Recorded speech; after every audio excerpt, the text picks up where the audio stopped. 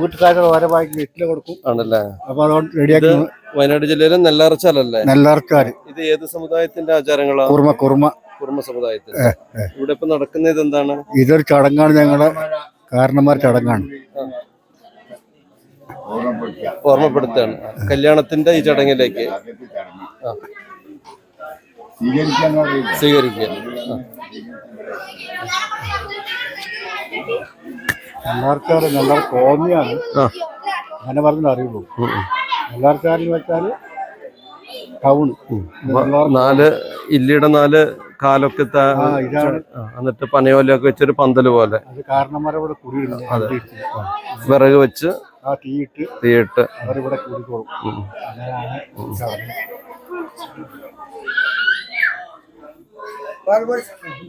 അറിയോ?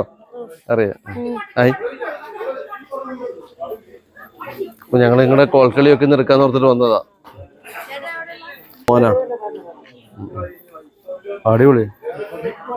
ആ